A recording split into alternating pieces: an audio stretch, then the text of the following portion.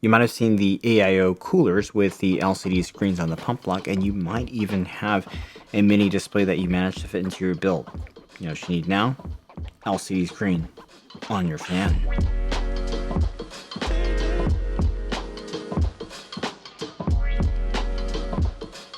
Welcome to Machines and More. So I'm not typically a huge fan of RGB, but I have to admit I've been really intrigued and really looking forward to these since Computex earlier this year. Lian Li showed these off at their event and at Computex, and they were really impressive. It's been a while. They are finally ready for launch. Their Unifan has been a successful line of fans, and not too long ago, we checked out their P28s, which turned out to be quite good performers. The TL LCD, like I have here, and the TL, this is a non-LCD version. These are launching today. The LCD one is the marquee product that features a 1.6-inch round 400 by 400 pixel display in the middle of the fan. And this is the main one that I'll focus on today. The TL I'll leave more in detail for a future review. That one doesn't have a screen. It's more of a performance-oriented unit with LCP or liquid crystal polymer blades. And it still manages to keep a pretty heavy aesthetic focus on this one.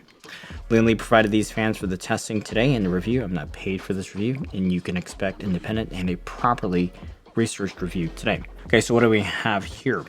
28 millimeters thick, like the P28s. They are designed in a way that regular radiator screws for a 25 millimeter fan will work without any modifications. This is the TL LCD, 9 blades, back swept. You'll see in the center, over the center of the fan, there's a screen.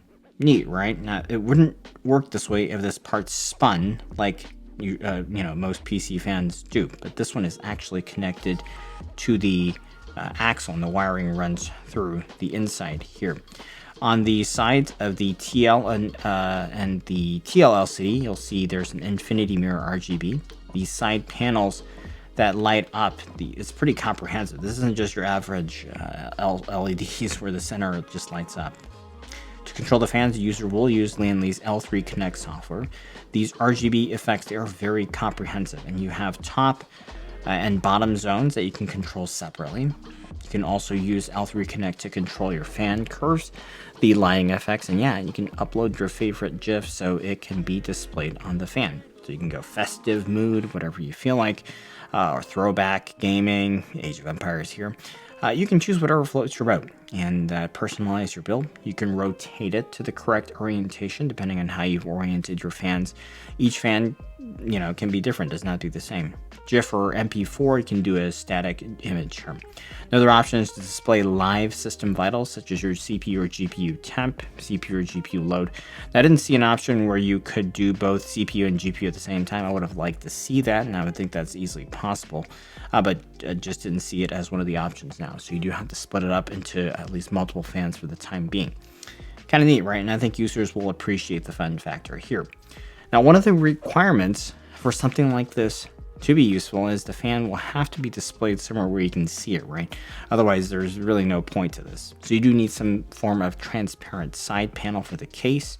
One logical place is a case fan that you can see, and you can put it on maybe the back wall next to the motherboard in an ATX layout.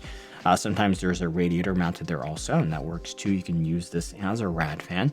When you have it as a case fan at the top or the bottom, though, or a rad fan, that viewing angle, it can be a little bit tricky, right? Because, if it's on top, then you're not really staring up at it. If it's on the bottom, then you're not really staring down at it. So those configurations are a little less optimal. For SFF cases, like I usually review, it's a lot more difficult to find a good use case. But I did set up the T1 ref for another test and system rebuild, and hey, got a ventilated acrylic panel, so works out quite well. If airflow direction is a consideration, they've got it covered as well. You've also got a reverse blade direction version. Now, it's not exactly the same fan as the normal one. The RPM range is a little bit different. Other features being a Unifan, these also lock together. The contacts are on the left and the right, so you do have to keep with the same fan. The TL and TL LCD are not interconnectable via cable. The cable is physically incapable of connecting the two together. They're specifically designed so you can't do that. And even though these do latch together, you're advised not to do that. because you could fry it. The contacts are not the same. To connect these to your system, you will need a controller. It won't work without that controller. That controller is only included in the 3-pack like that.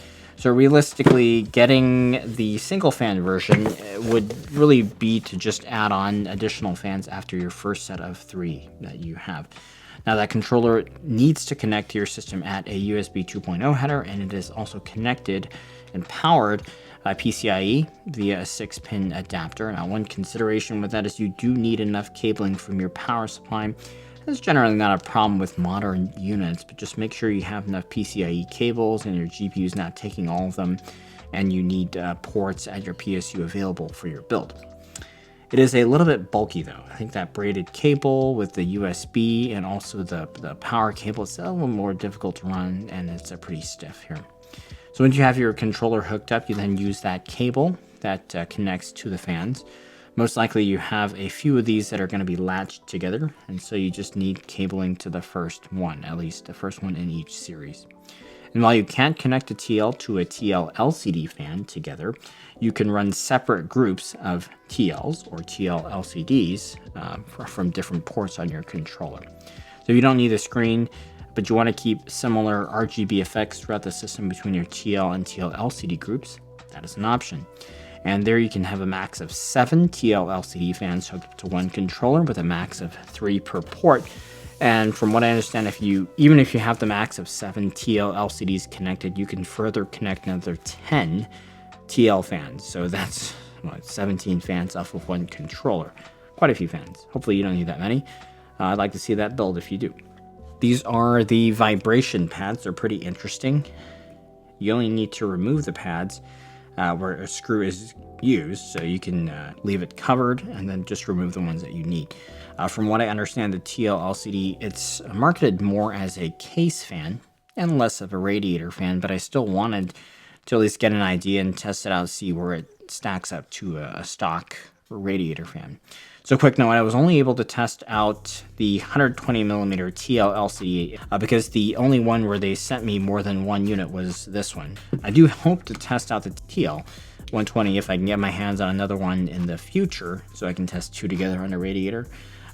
Because I didn't want to test the reverse one because I was thinking that wouldn't be accurate because it's actually not the same fan and the RPM range is not the same, so the results would not be accurate. So yeah, I'm testing with the formed T1 reference here, and the cooler here is the Cooler Master PL240 White Edition, which I'm also going to be using for another test coming up shortly.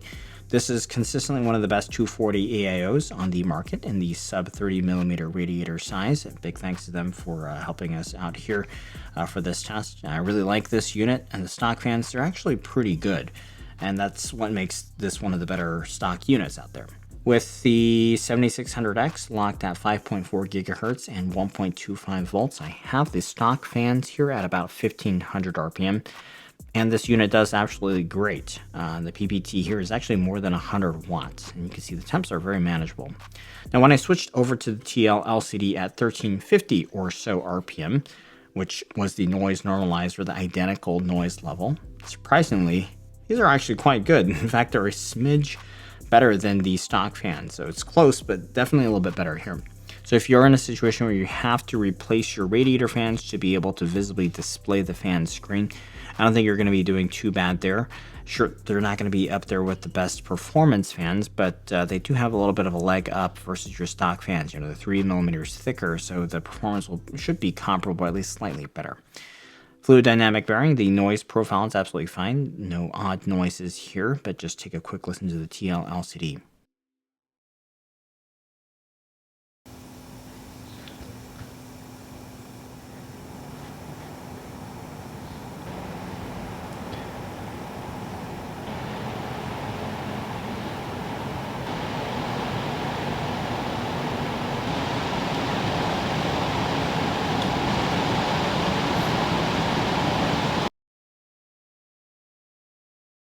So a few things though. Number one, I wasn't a big fan of the 6-pin cable used to power the controller. Now, I assume that's because of the large number of fans and consequently you need a lot more power that can be drawn from 17 fans and the screens and the lighting, and that's going to add up, right?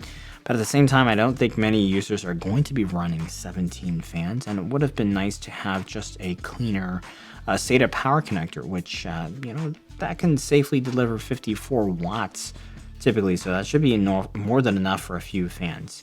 That way you have a little less bulk. One thing I also noticed during testing, and I'm not sure if this is just a firmware thing, but when the CPU was fully loaded for the thermal testing, just check it out here. When I start the CPU process, I noticed that the GIF animation started to freeze up. That's pretty early. They've recently issued a firmware update for the controller that the reviewers had early on. So I assume the production one will have the latest firmware like I tested here, but there are still a few bugs here and there. For example, when I put the system to sleep and then I woke it up, it seemed like the system forgot the orientation of the GIF and flipped it upside down again. So I'm sure that's fixable. Not a big deal breaker, just, I think these are things that Lian Li is going to have to work through after the launch. So overall, I think these are a good fan, and they combine next level aesthetics and customizability. Obviously, I think looks are first and foremost, but they also perform quite decently from what I've seen. 3 millimeters thicker, but then again, most users should be able to fit that. And the interconnectivity, it's really sleek, like with other Unifans, so all around pretty good.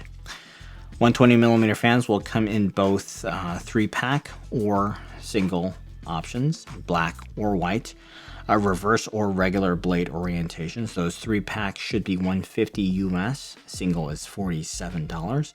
Noting again that the 3-pack comes with a controller and the single one does not. There is also a 140mm version. It comes in black, white, reverse, regular, but no 3-pack though. If you go this route, it is single fans only, and they're $52 each. And if you don't have a controller, you have to get the controller separately, which apparently it'll only be on AliExpress at launch, with availability on other retail channels to follow shortly.